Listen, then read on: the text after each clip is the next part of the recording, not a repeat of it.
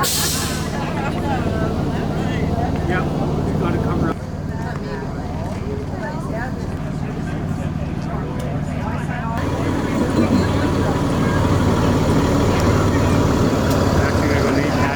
Thank you all. This is totally amazing. It has been such a long process, and it's finally here. So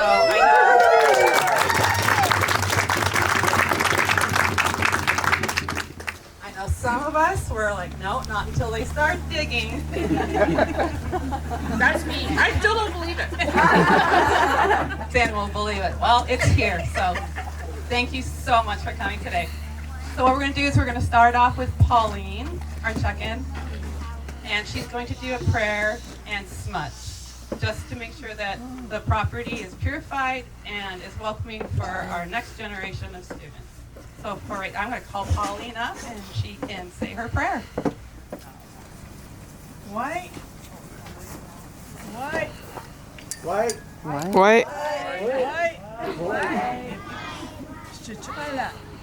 SqilxWtət ad.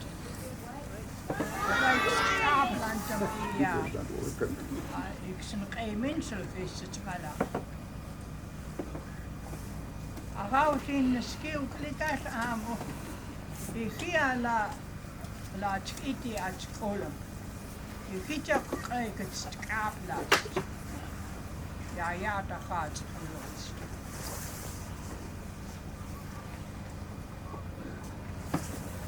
Agai eat, alai ko ullos. Maar die gieks onmisselijk sqilxWtət zijn amen. Nou het iets marui. Het is zo jappie. Het stutla. Het is zo jappie. Lut a gast het omstuk zo jappie. Heel erg vind ik goedjes. Als die geerkaap die laat schiet die gegaap, lut ik een schaap. SqilxWtət me kemi gastis. Laat sqilxWtət sqilxWtət amen sa kaap. Dr. Bill Cohen ki kaapstis. Die giek. Die giek liet lim koken om stoot ko gooi klep. Het stun met sqilxWtət me sqilxWtət. Die giek kaapstis van sqilxWtət. Apna yachu yapi at twin plus. Lut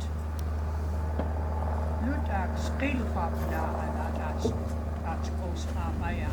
Diegene skill puti moed. Puti at klakin is het gooi. Ja geen ap schola. An sqilxWtət dat gaat. Liki gaat tegen het geheel gaat naar kaatskaap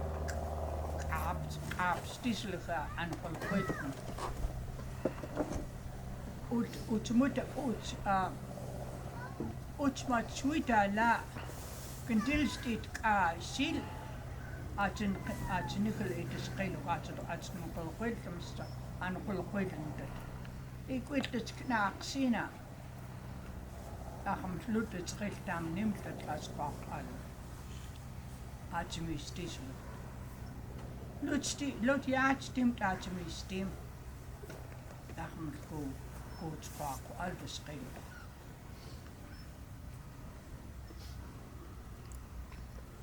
I want to talk about the immersion school. When it first started, it was Dr. Bill Cohen was the founder of that school. And when they say Shema, they don't. Some of the people are telling me that's how do you call it? That's an insult to the white people. How else are we going to describe you people?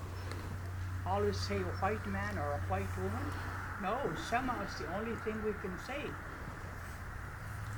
So don't be just how will I say, don't be disappointed or feel bad when we call you summer. You know, that's who you are. And we're Indians. We'd rather be called Indians than anything else. Aboriginal, all that. That's not us. We're Indian people.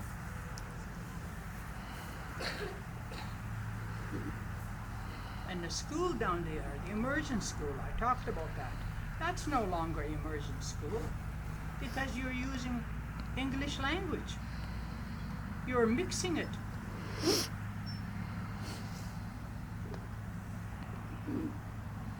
When we first started, it was Madeline and I, because nobody else would go down there. We went down there, and she's not even here. She was part of it.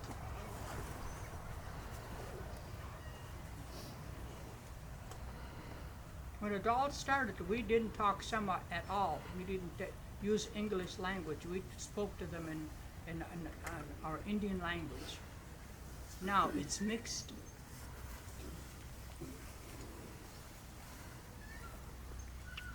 Now I'm going to say the prayer about aʔtn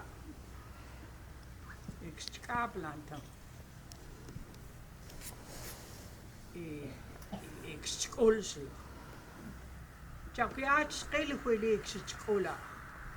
Ificham tiwis tisel malisho yapikin aʔtn.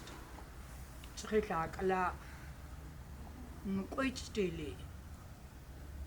Ihimikuch ma yatlemi isqusqasiadet. Isnam himadet.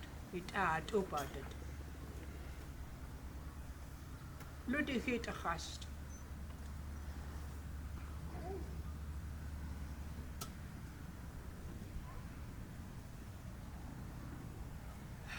Cultural cookies expulum.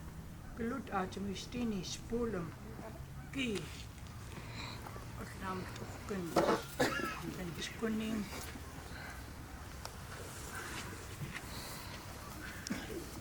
Ik naast. Ik wil silwijzen mijn ki. Die poel, die queen. Die kan kastig. Je wou moet gegeten. Ik wil zo geen goed coach kunnen fietsen. Well, it doesn't matter.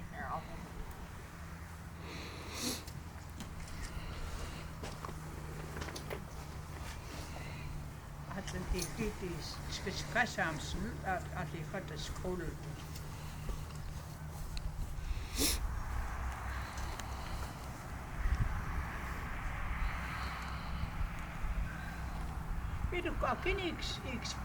That's mistin kakin.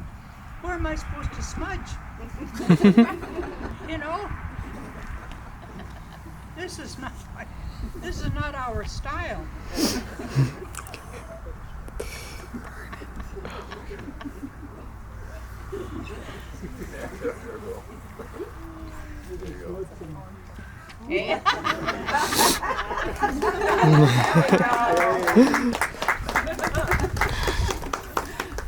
Oh boy. Oh, that's really cool.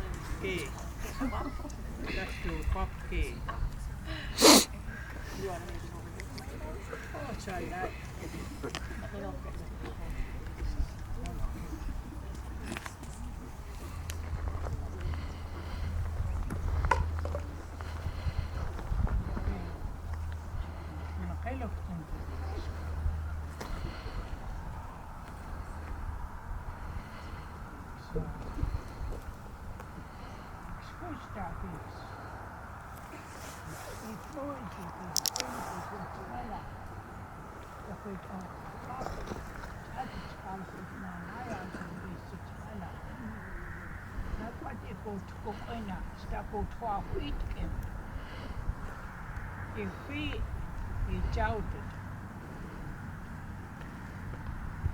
Als je gaat de sqilxświtət nach hem kwaad na tegen mensen.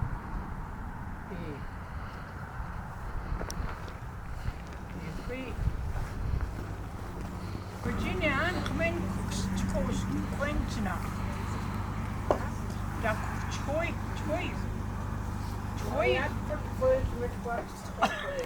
Den weet ik heel goed. Maar dat goed ik schelen moet ik planten. We nemen het gelijk ook. Ik hoor die mikro abootje geluchten. Dit wordt mikro geluchten het. Het is aan het graag zoeten naar gaan. Hoe zou die goed smaken? Ah ja. We gaan een stuk aan Jody. Vincent. Ik kan niet laten spelen. Ja, is nog gezien. Lukken is van de kindergarten. School, nou een feest. School is verleemd. Ik reis in dat opa met z'n disco's. Ja, maar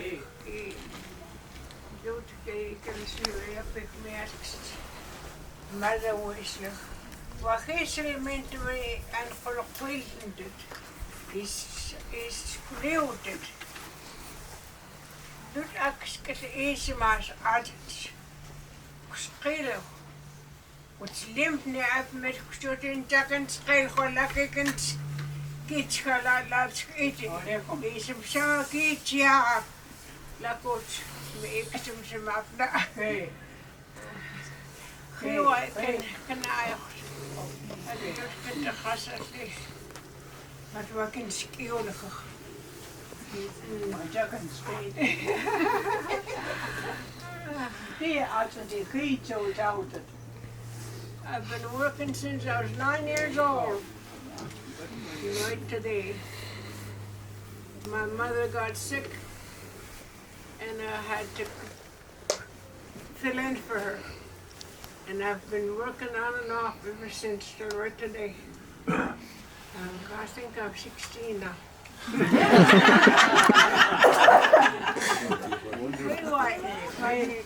Ik gelähmt laat weeks men. Ik heb geassisteerd dat ik ze nog een minuut.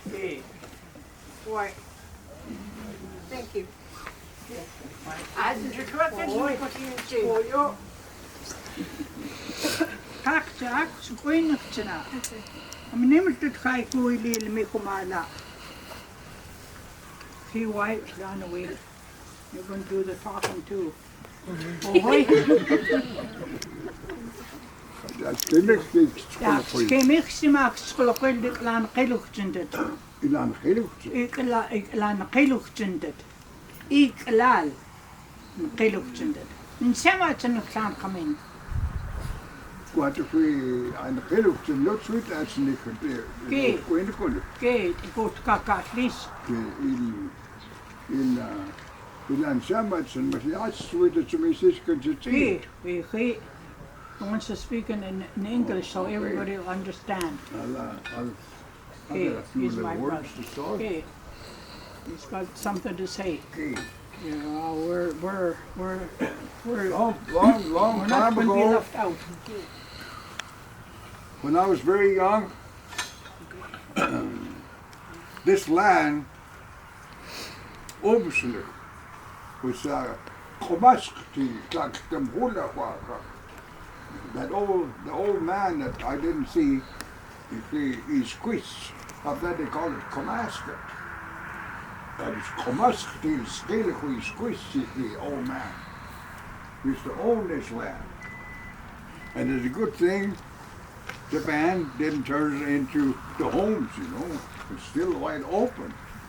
You can still see and still name the Komaska, still called Komaska. And I think about that once in a while in my time. And it used to be a long time ago, used to be Chinese gardens over there. Not a whole lot enough, but people used to work every summer.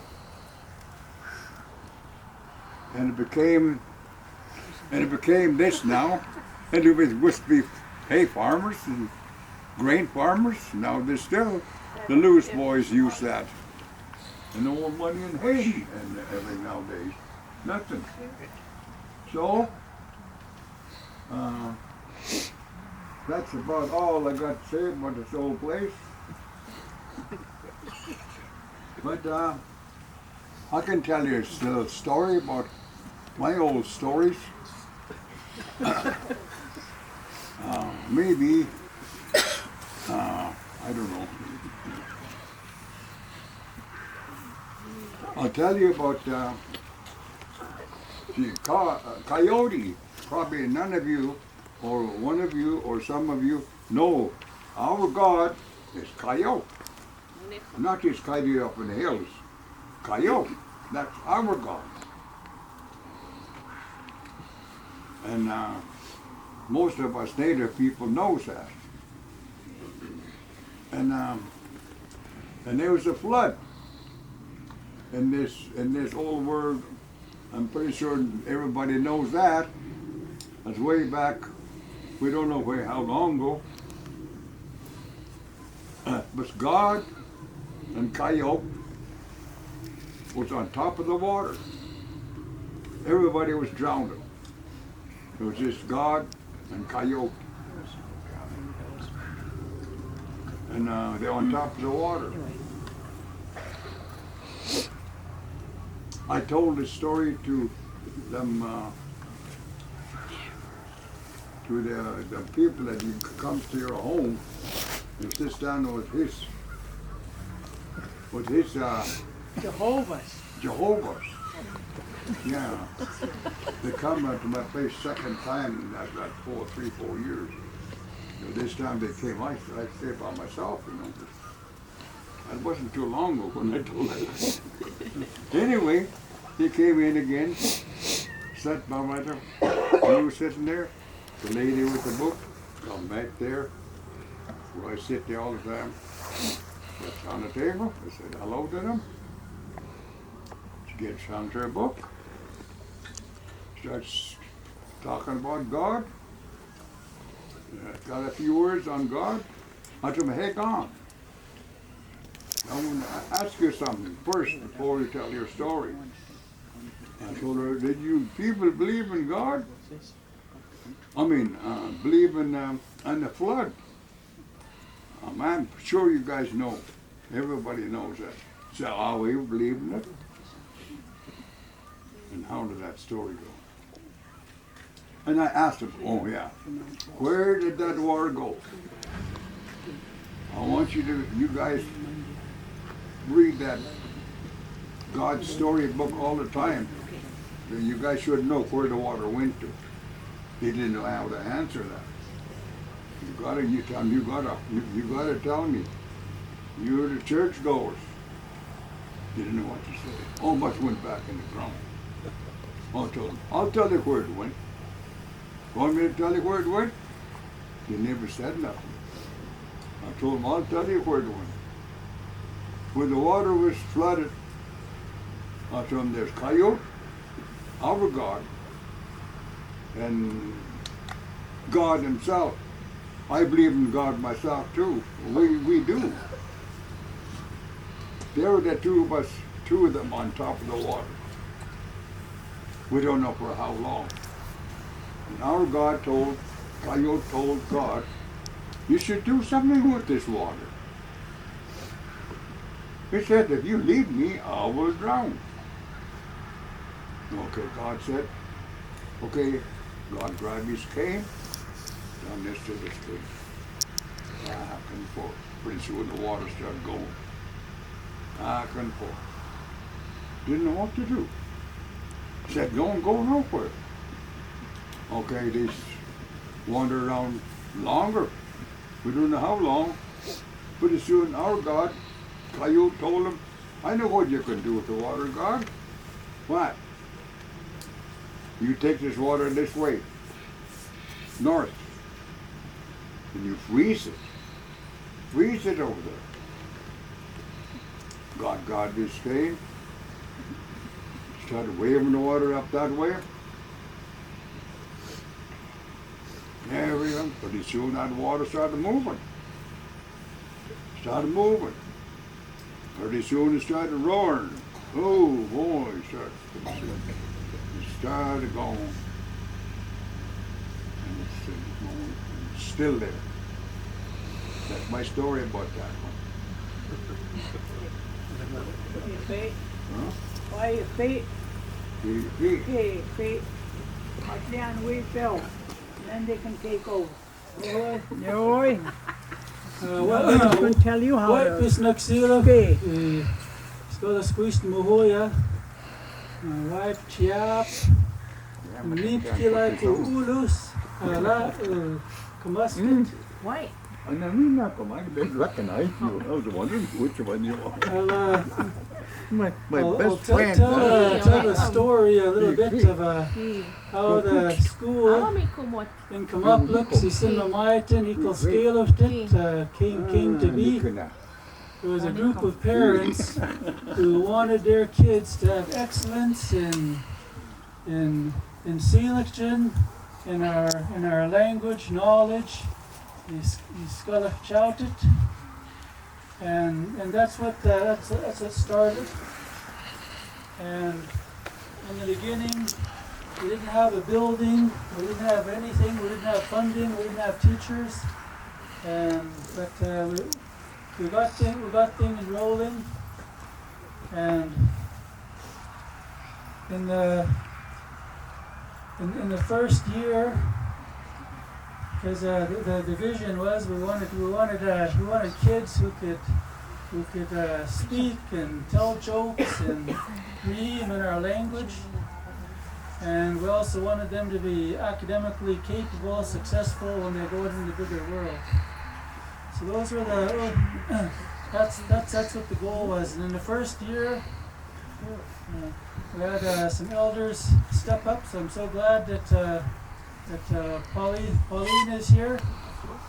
Pauline, Gregoire, our check-in, and Madeline Gregoire worked together in the first few years to give our kids teach them how to speak our language and learn our ways. And they worked with our first teacher, who I'm glad is here as well, April Alexis. They really carried a big load. And there's also in those first few years a number of people really stepped up. Parents volunteered to supervise the playground, supervise bus drop-off, and there's a lot of parent involvement. And some of the community members really stepped up. Chad Marchand really stepped up in the language program, and Mario really stepped up, and there were lots of people really helped out to make in the first 4 years it was very much an immersion program, and it was our kids were doing really well in acquiring the language, and so there's since then there's always been challenges. There have been challenges about our confidence in our own language, confidence in our own laws and ways, but that's also been changing. So we can see that the grandmothers, that both Pauline and Virginia were, my understanding isn't 100%, but I could understand pretty good what they were saying. They were saying that our language, our cultural knowledge is very important for our kids and for our future, and that we can't just let ourselves be assimilated or disappear. This is who we are, and that needs to continue. So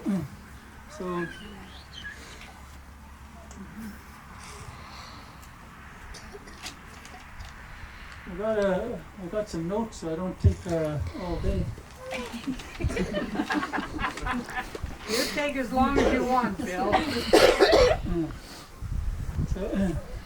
So just to acknowledge some of the people who were involved with the school as it was developing. We've had,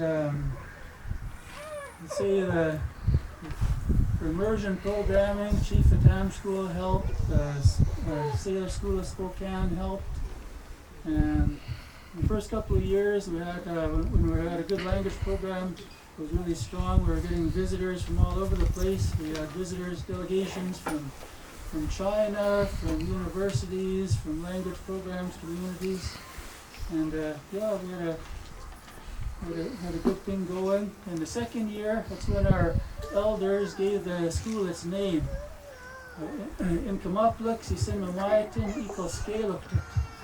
And that's sometimes we hear Cultural Immersion School, but the more we know our own name, the real name of our own school, the more that becomes a reality. And another advice from our elders was aʔtn sqilxʷtət. Never forget who we are. And it's also true that we can say that in our community we've got quite a few successful, say, people academically. We've got some lawyers. We've got some scientists, biologists. We've got a Supreme Court justice. We've got some really good athletes. But imagine if we have much more, because the schooling hasn't been that good for us historically. And if we can have all of that, but imagine if all of those successful people academically and in careers also knew our own language, knew our own laws, then we'd be a heck of a lot stronger. And that's some of the goals. And so it's really I can say this, in maplqs school right now is I'm 100% confident in saying that that's the best option for our kids, where they're safest, where they're loved and appreciated, and in the community. Over the past 20 years or so, there's also been a lot of leadership by the young mothers and the young grandmothers, I'll say as well, who have stepped up and are taking language courses, immersion programs, and getting credentials, and we've got a few young men who are stepping up as well. But the energy is out there to bring our language, our cultural knowledge back. We've got elders who are also computer savvy and connected them on Zoom and immersion courses, language courses. So we talk often about jurisdiction. So looking forward, this school and the work we do is also about jurisdiction of our children's minds, taking care of our children's future. And so the hope is one day our kids will be saying what our elders have said. Puti kuala, ku skelo, ku sukanakino, aha, aʔtn.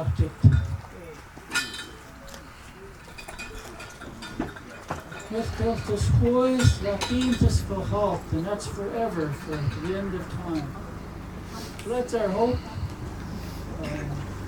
We'll pass it over to our chief, Vincent. And it's so wonderful to see all the kids here, the elders. We've got a lot to look forward to. I feel can't leave. Hey,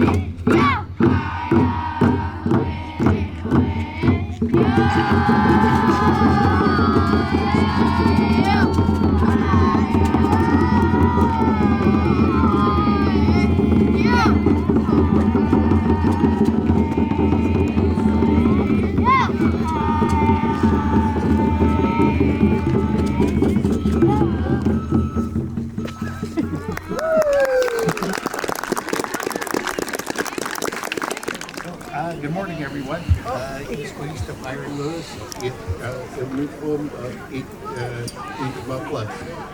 when I was young, I used to listen to my grandparents and aʔtn would be talking, and you know, when people would come to greet them, you'd always hear the person coming through the door, they'd wait, and they'd say whoever's name was.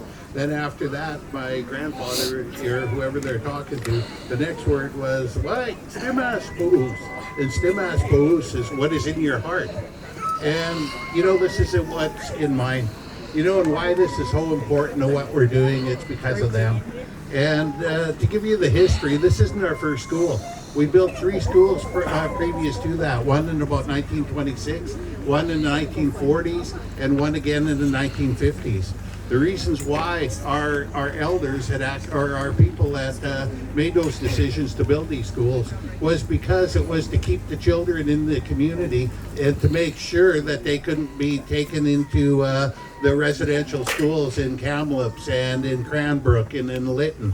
And there's a lot of our grandparents and our parents at that time had went to some of the very first schools that were in this province. Not only the ones in Kamloops, but they went to some of the what was called the industrial schools in northern Washington state. One is right outside of Ellisford, and that was one of the schools. But the thing of it is that they were not places of education. You could go there for 7 years and you'd be only taught to a grade 3 level. Why? Because one, it was supposed to take away who we are, and that meant to ensure that our kids and them weren't educated in our own system and our own process. And the other one is they didn't want us thinking beyond grade 3 because they wanted us to simply work. They wanted to strip us of everything that we were. And as you heard, our elders, Pauline and her brother Adam and Virginia, they never succeeded. And you think about our history and what that represents. You're talking to the oldest representatives of the oldest government in this area. Our history goes back tens of thousands of years.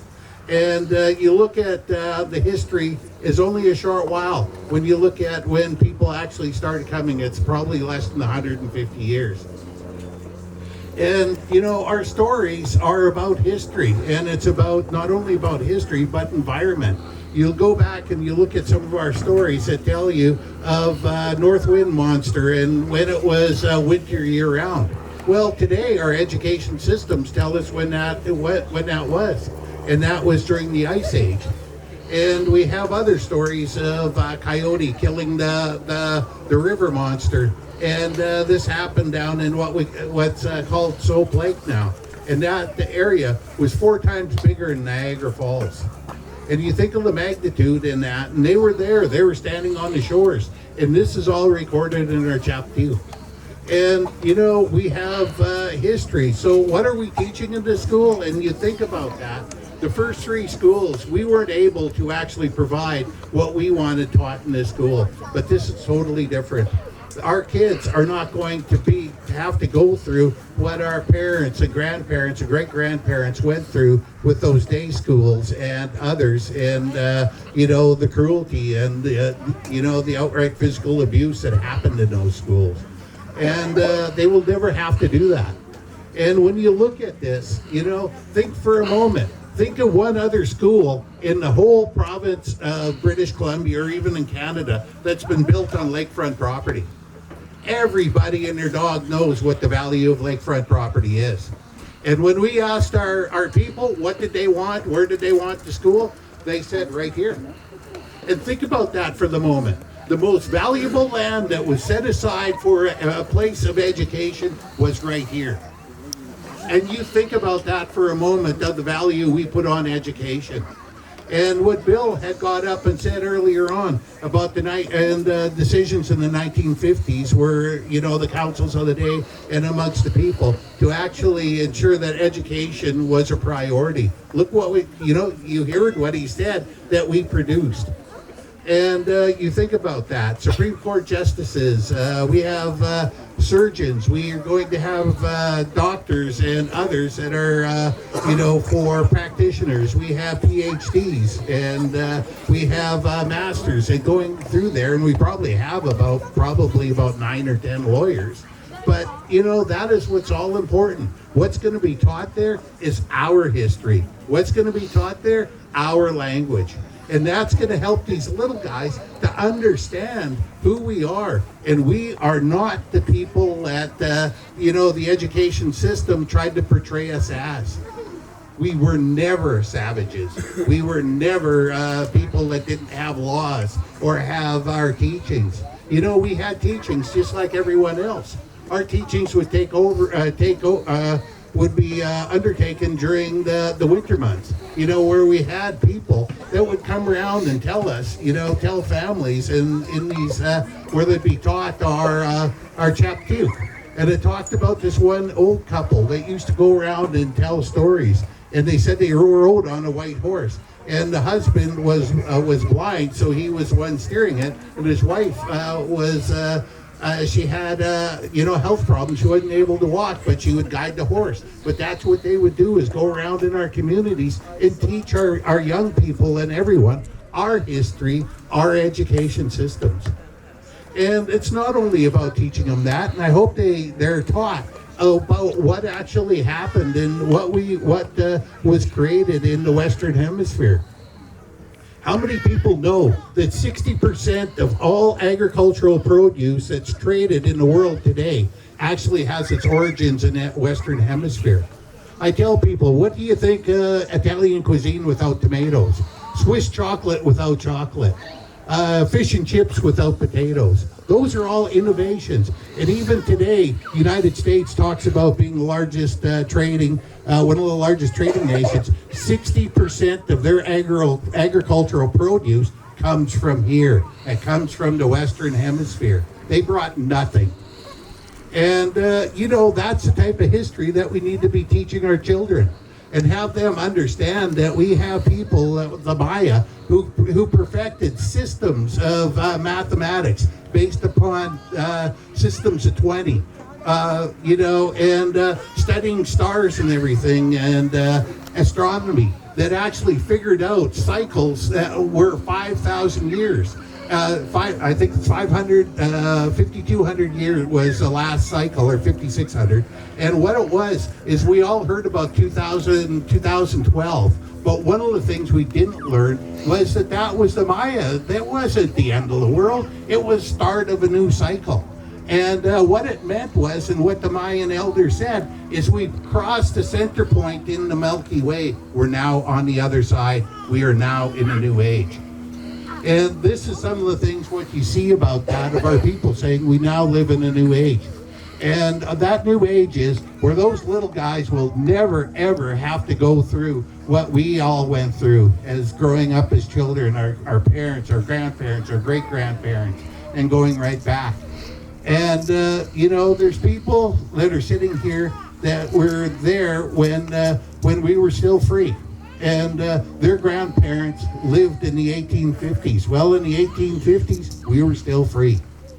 So this is what these kids are going to have the opportunity to learn. And not only learn about us, but hopefully learn about other Indians in the Western Hemisphere. People that built pyramids, people that built stone structures, all these other things that they are not taught in school. This is what it means. It is our history that's going to be taught, and our language is what's going to be spoken. And it's like we always talked about, about the story about Coyote, and Bill was the one, that first told me this. And he talked about, of Coyote and how he is able to be brought back to life with Fox stepping over him 4 times. Well, Fox is back, and you're witnessing our rebirth. That is who we are. Okay, thank you, everyone. Hi, Huss. This is Gareth Jones. I'm the Director of Education, Language and Culture. I just wanted to say that this marks another step, a moment in this process going forward. I've been here for 5 years now working with OKIB, which are many of my colleagues, friends, and what keeps you going every day to make sure that a project like this happens is these children, and making sure that they have the opportunity to learn their language, practice their culture in a safe environment. And to listen to what the elders say and what Bill has said is very important. And I want to remind everybody who's working on this project as we go forward to remember that, to remember why we are doing it, right? And to make sure that we are all able to work together to make it happen in a timely manner. I know that Chandos, you've got 16 months. We hope to see it so we can open that school in September of 2025. I know my teachers want to see that happen. I know the students want to see that happen. And it's so important that it does. And that's what keeps me going every day to make sure that it does happen. And I have a great team of people around us, and the consultants that have been working with us. And Indigenous Services Canada are here today as well. We've put the money up to make it happen. And many of the Indians here that are here to support the program. I think it's very important. So, Limlit, Kikuks, thank you.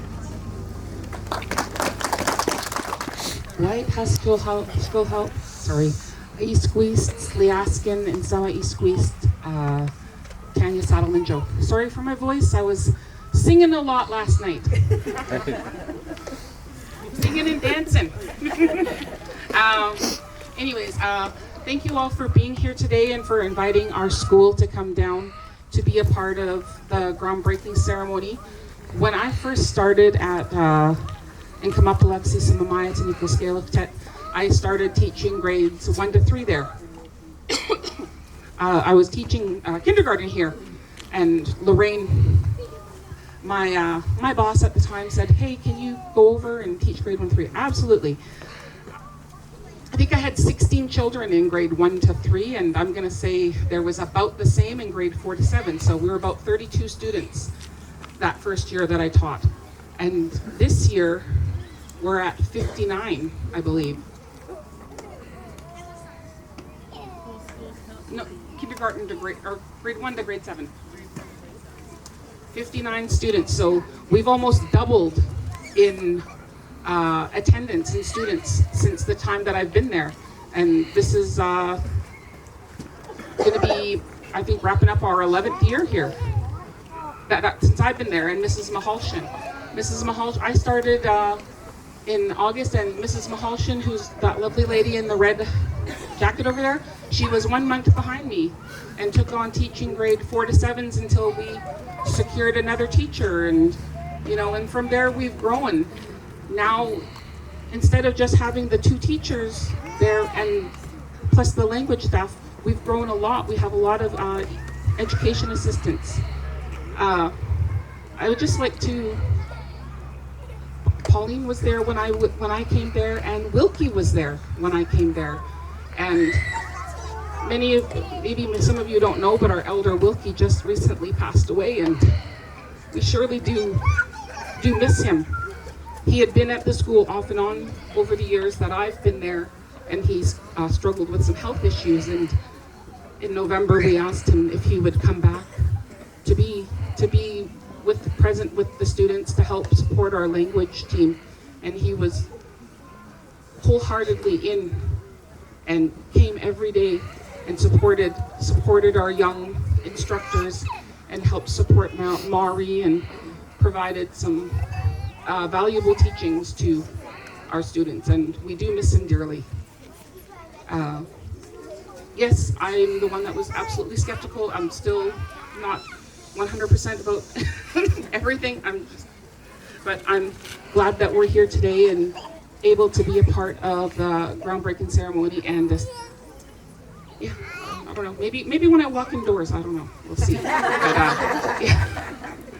If you knew the history of my house, then you would understand why I say what I say. But thank you so much, Sandy, for having us here. And I appreciate everything that you've done. And thank you, everybody, for your wise words. And 5 years, and I want to keep mine at a tight sport. So today, with immense joy and pride, we gather to mark a momentous occasion in the history of our community, the groundbreaking of our first newly built Cultural Immersion School. This project represents a significant milestone, a testament to our commitment to education, culture, and the future of our generations to come. From the very inception of this venture, our vision was clear: to create a space that not only imparts knowledge, but fosters a deep connection to our rich cultural heritage. Today, as we witness the fruition of this vision, we remind of the collective dedication, passion, and collaboration that brought us to this remarkable point. This Cultural Immersion School is more than just a building. It's a symbol of our commitment to preserving and celebrating the unique identity that defines us. Within these walls, our children will not only gain academic knowledge, but will be immersed in the stories, traditions, and values that make our community extraordinary.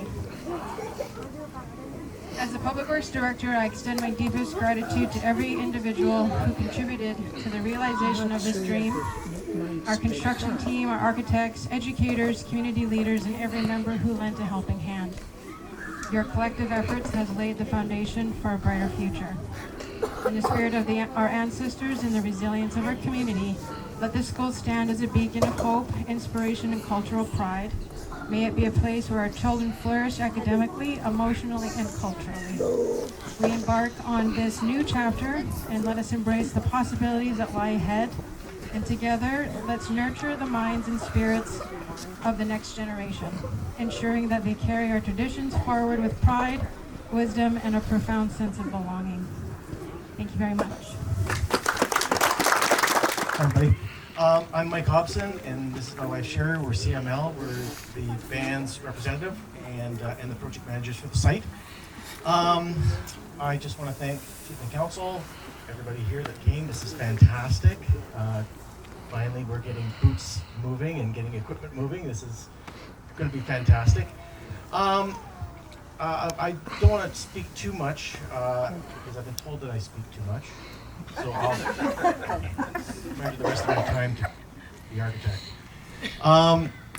So when we started on this project, when Chief and Council retained us to be their project managers, it was a project. It was an important project. It was a school. It was for the kids. It meant a lot.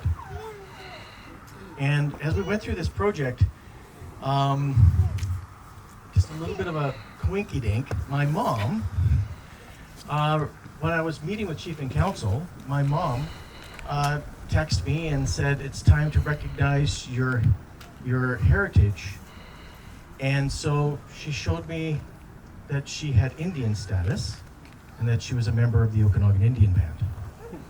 And in turn, myself and my family, my children, and so forth. And so in the middle of this project, it dawned on me that, you know, this isn't just another school project. This is dear to my heart. This is my community. And so it just resonated so much. And so I won't get teary-eyed about it, but I really appreciate being a part of this project, and thank you very much. And Peter, it's your turn. I too want to thank Chief and Council and elders and the community at large for entrusting us with this responsibility. We don't take this responsibility lightly.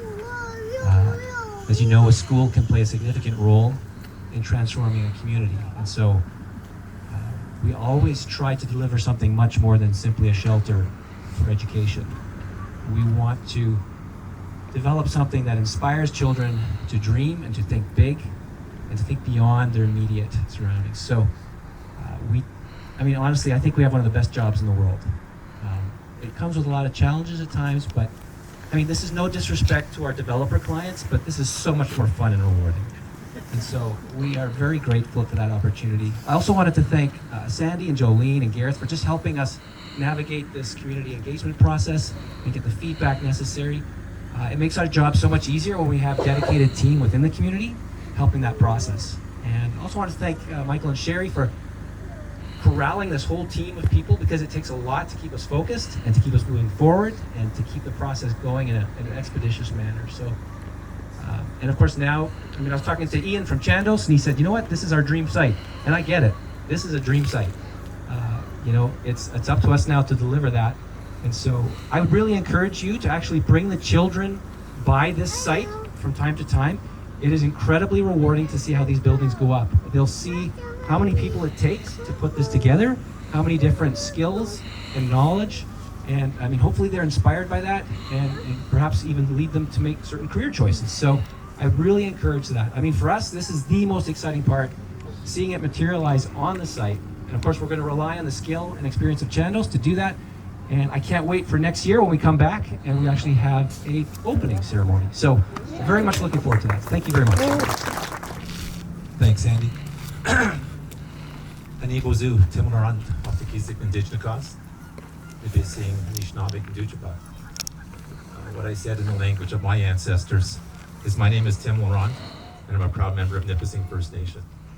Nipissing, for those of you who don't know, is part of the Robinson-Huron Treaty, which is in Ontario. And, we're one of 21 communities. Our community is about 3.5 hours north of Toronto. So my role is, I'm the National Director of Indigenous Strategies with Chandos Construction. I just want to thank Chief and Council for the invitation to your traditional territory today. I know it's an honor for us to be here. Elder Pauline, thank you for your prayer, your words. In my culture, when we hear elders speak, we give a gift. I presented Elder Pauline with a gift of tobacco. The role I play at Chandos is I work with our 7 districts across Canada, and I work with all our Indigenous projects. My role is broken down into 4 areas. Excuse me. The first one, and the most important one, is cultural awareness training. So I spend a lot of time with my colleagues, our partners, delivering a Indigenous culture education presentation so that they know the true history of the Indigenous people here in this part of the world. It's important, Chief, I like your words about it's important that we respect and learn our history, because growing up I never knew about my culture. And I'm trying to learn my language. The important part, obviously, in building a school is it's a chance for our young people to learn their language, and culture and language go in hand together. If you lose one, you lose both. So the role I play in teaching my colleagues about Indigenous cultural history is helping them understand what our people have gone through. The other part of my role is I work with the nations when we do projects like this to make sure we employ as many people within the community to be part of this project. And at the same time, we want to make sure we can procure businesses within this community, excuse me, so that they can be part of this project as well. And lastly, I work with our districts to help them build meaningful and respectful relationships with the communities in their market. So from Vancouver, Kelowna, Calgary, Red Deer, Edmonton, Toronto, and Ottawa. About 18 months ago, I was at a groundbreaking ceremony at a nation north of Edmonton called Big Stone Cree Nation. It was a high school, and they talked about how important the school was to their community, because as the kids left the community, the graduation rates fell off. So I was there when it looked like this, and I'm happy to say that in a month we're going to turn the keys over to open that school up. So it will happen, and I've got a lot of confidence in our team. In closing, I just wanted to, in an event like this, I like to commemorate with a small gift. And our past president was Haudenosaunee, and I'm an Anishinaabe. And the Haudenosaunee and the Anishinaabe, although they did a lot of fighting, they also did a lot of trading. And what they did is, part of the Haudenosaunee culture is what's called a wampum belt. And a wampum belt is made of beads, and it signifies two people paddling in a river in the same direction. And the understanding is of mutual respect for each other, but they're heading in the same direction for a common goal. So when I thought about this event happening today, I wanted to gift the chief of the community in Sandy with a wampum belt, just as a representation of Chandos being a partner on this project, and we're going to work together side by side to make this dream happen. I tell our people that we're not just building a school, we're building a future, and we're building hope for this community. So with that, thank you for the invitation to your traditional territory. Thank you for trusting us with this very important project in your community. We're very excited to be part of it, and I look forward to coming back for the milestone celebrations. So I will just end it, and I'll give you a small gift. So I'll just show you, you can hear me without the microphone. So this is all beaded work, and this is basically what the wampum belt symbolizes. So it's working in partnership together. So I think it's a good gift for appropriate for today's occasion. So. Thank you so much for coming to be part of this process. Okay, good. Yeah. Just before you leave, I think that's one of the things we should actually explain what the significance of wampum belts are. These actually were used by the people back east, like Six Nations and the three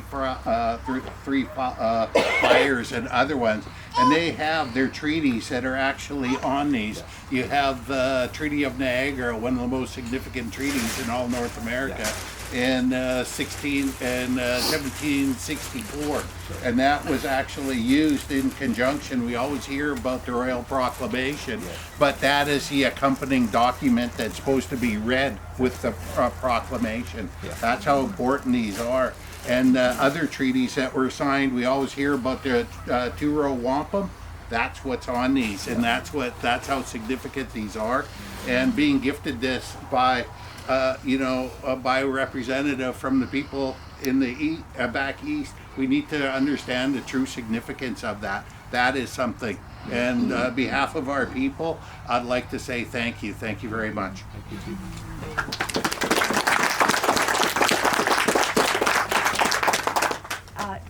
My name is Jody, Kayden, and I'm an uninvited settler on this beautiful land. I want to say thank you very much to the elders for speaking to start us off in a good way. I want to say thank you so much to Chief and Council for the privilege and honor of being here today. We're a small part. We are so thankful and grateful to be able to play a support role. The community is very inspiring. The team that you've built is very inspiring, and your history is also incredibly rich. So I'm going to keep it really short. Today is International Be Humble Day, and I think that's very appropriate for Indigenous Services Canada today. We're very proud to be here, to be part of it, and we look forward to supporting the rest of the project through to completion. Thank you very much.